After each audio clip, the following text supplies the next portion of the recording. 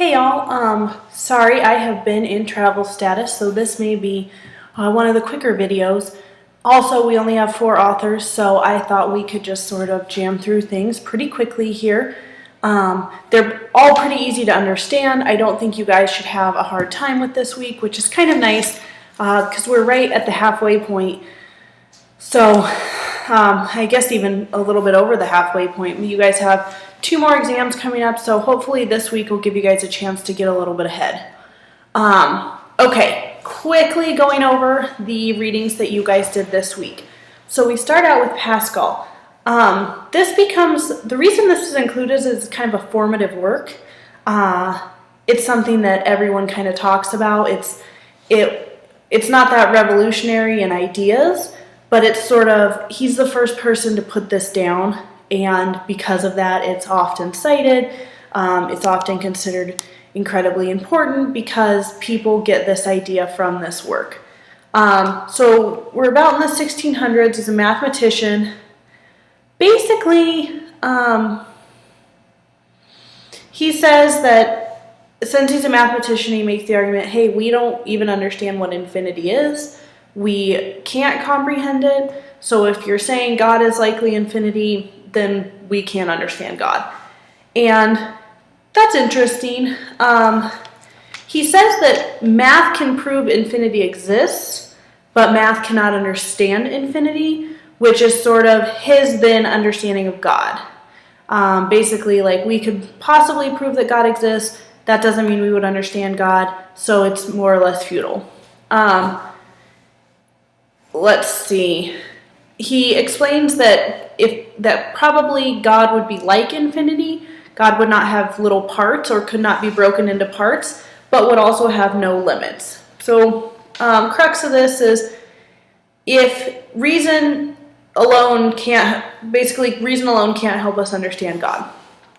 Okay, why it's called the wager though is he makes a very pretty interesting argument that says, you know, if you bet everything on God and you're wrong, then you're just dead. And if you bet everything on God and you're right, then you win ad infinitum.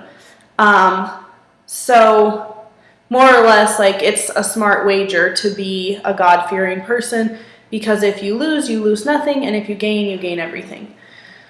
So basically, it's a good bet. That's what many people cite. Philosophers kind of cite this for the rest of time. So then we get into Clifford. And Clifford is also a mathematician. He's writing from about the 1800s, but much more concerned with the ethics. We don't really have the notion of ethical studies in this time period. So he becomes more famous for his math, and he's the reason that we have sort of geometry. He's one of the forefathers of geometry. But this is a major focus on ethics. And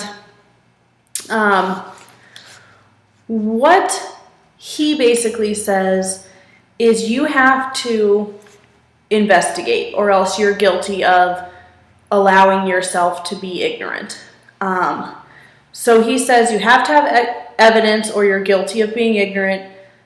Inquiry over conviction is the most important thing. So you can't trust your conviction, you have to trust your inquiry. Either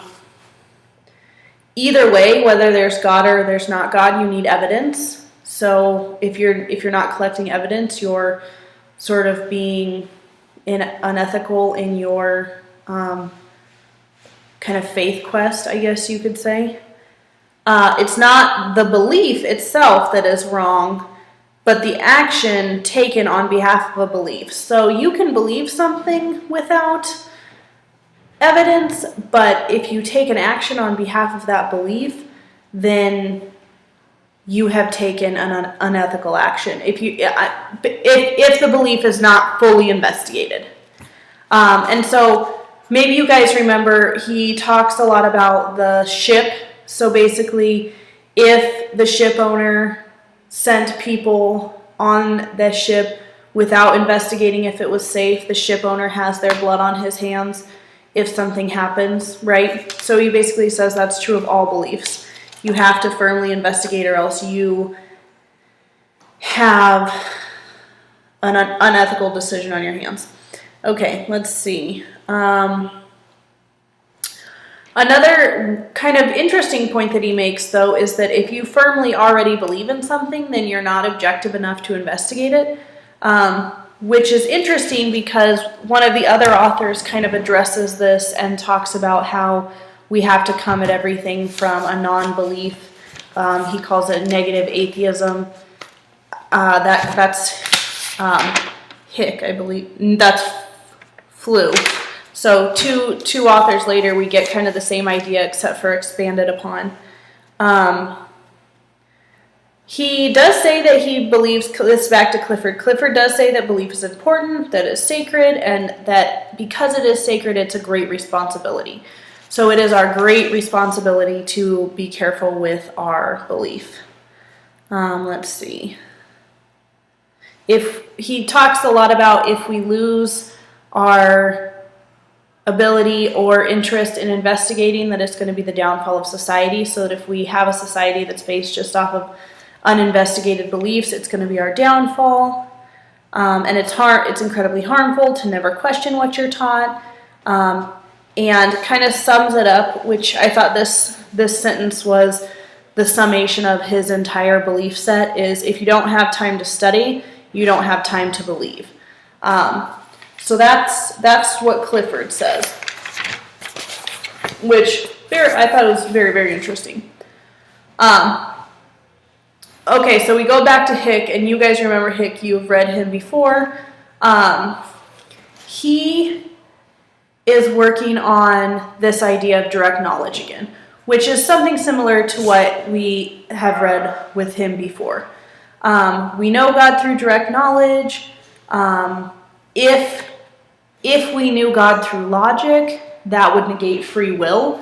So he's more or less making a defense of free will, saying that if God follows laws, then it takes away the freedom, because there's no longer freedom of choice. There's only strict adherence to law.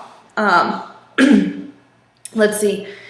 The experience of God creates a rational reason to believe. So what he's saying is that you don't need rationality, that an experience itself is a rational experience. So we've read a lot like this before, so I don't think you guys are going to have any problem understanding this or making sense of this.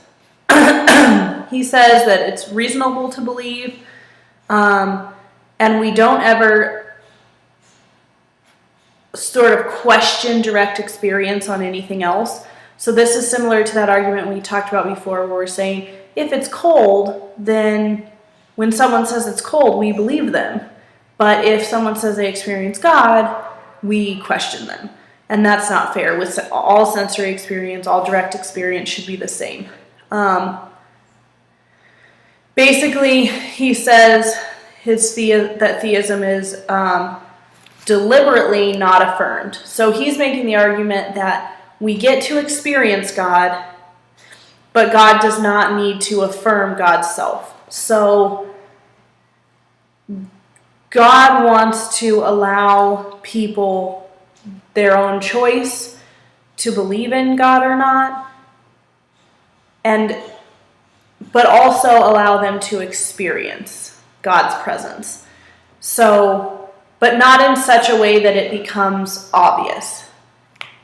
I hope that makes sense. I hope that that's clear. So basically, God will give you little hints. God will give you experiences. God will give you moments of understanding. But for faith to exist, God has to not affirm that God is real. Does that make, hopefully that makes sense. Okay, and then you get Flew. This is an incredibly easy to understand. I mean, he goes at this one point for pages and pages. But basically he's saying is that you have to, if you're going to debate on whether God is real or not, you have to have a system. So Flu's modern, just so you guys know, and basically saying, hey, if we're going to continue to discuss this, we have to make a system. There has to be a system that we use. We have to have scientific method. We can't just have everybody using all sorts of crazy different ways. So he proposes a set of rules, and I think that's why it takes so many pages. Basically, he says that people use the idea of impossible and unnecessary as a crutch, and that people need to, he's saying that when people say, well, it's just impossible, that's a crutch for not truly wanting to gain understanding or truly holding their beliefs to rigorous investigation standards. So you can't do that. And his main point that kind of makes him famous, which I thought he was a really kind of an interesting character because he actually holds up to this. He says that you have to enter into investigation with negative atheism, which basically means like you don't really believe one way or the other, but like you would lean more towards atheism because there's less proof. So you have to enter into the study of God believing that you are skeptical until proven. And why I thought that was so interesting is because he more or less writes as an atheism for the first half of his career, and then he kind of writes as like an apologist. Like he's certainly not Christian, but he's writing with hopes of inclusion for the second half of his career. And then right at the very end of his career, he puts out kind of like an atheist coming to Jesus piece of writing.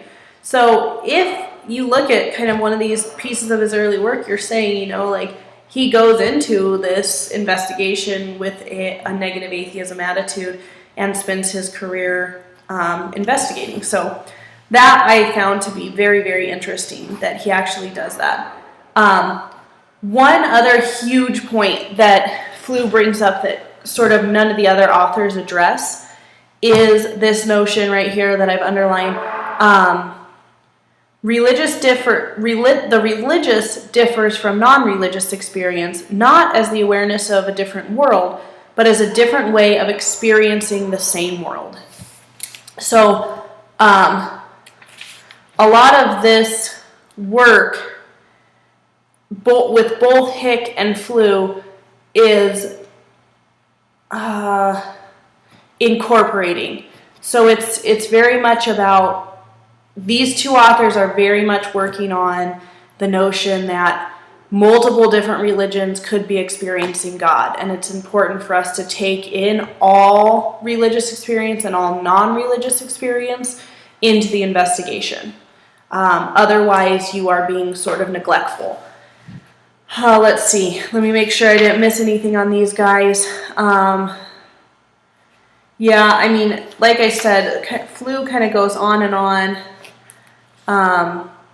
His kind of crux of his stuff here is that the onus of proof lies on the man who affirms, not on the man who denies. So basically saying if you're a theist, it's your job to prove it. And if you're of a certain faith tradition, it's your job in that faith tradition to prove that your God is the correct God. Basically, he said everything should be assumed that it's one God that you're experiencing until someone can prove it. And everything should be experienced as negative atheism, as you don't even know if there is a God until you have a foundational backing of evidence. So I thought that was interesting. They kind of, Flew uses Hick a lot.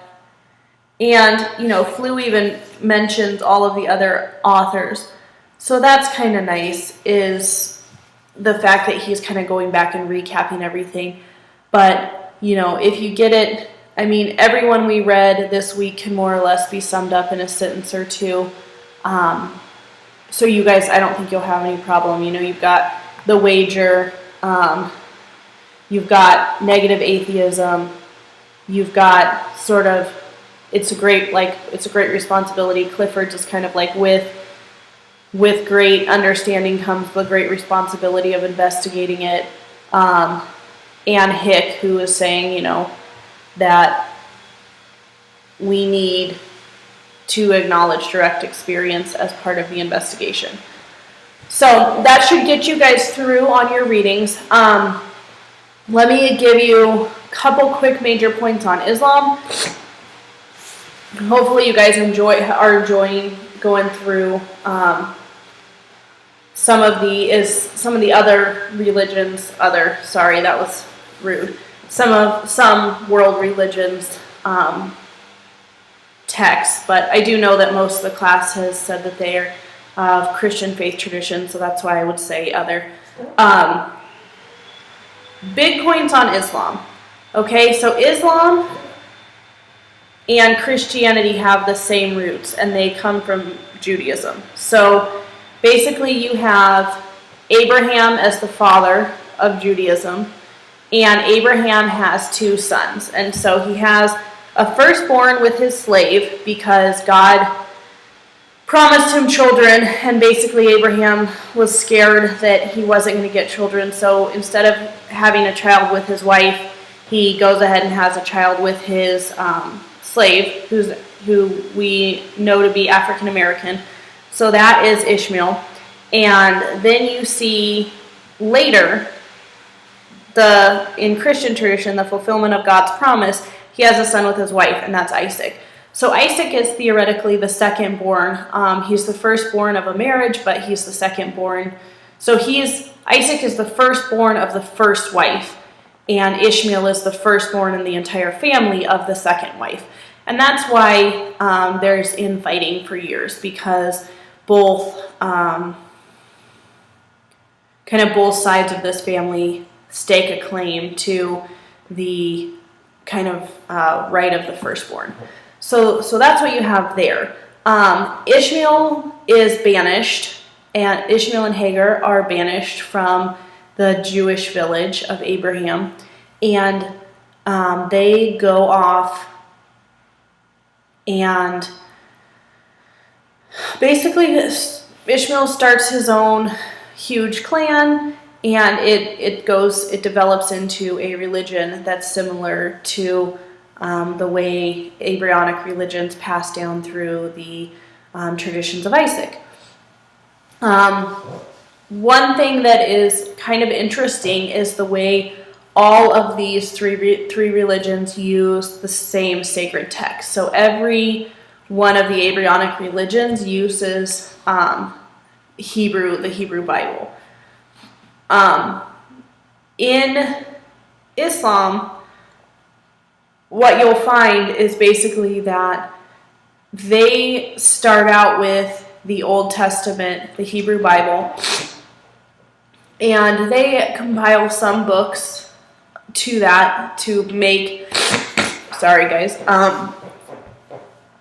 an additional canon, just the way that Christians do. So Christians start out with the Hebrew Bible, and then basically they add to it a selection of books that are chosen by the bishops of Rome, and that's what becomes the New Testament.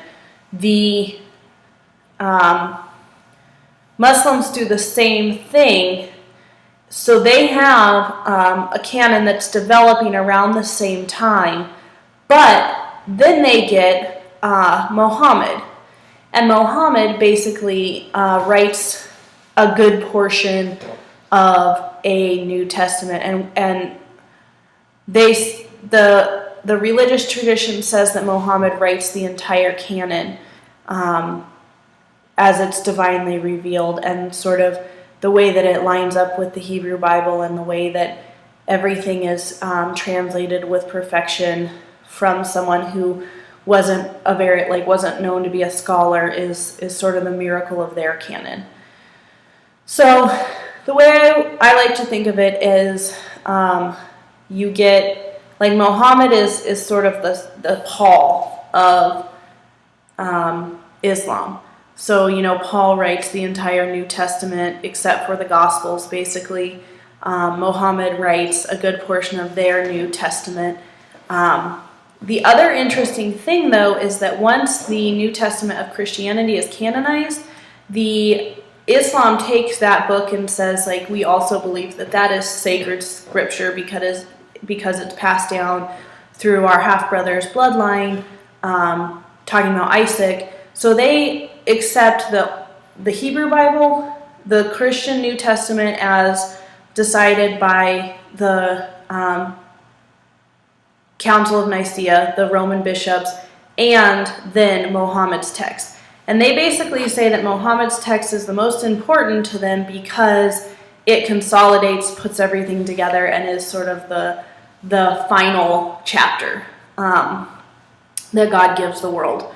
So those are the important factors. This doesn't really get into it too much, but you have the offshoot of Sunni and Shiite, and what that more or less is after Muhammad dies, they are trying to decide who's going to take the church, take charge of the church, and that's where that break comes from, because there is some dispute. And if you guys are interested in that, shoot me an email and I'll send you some articles.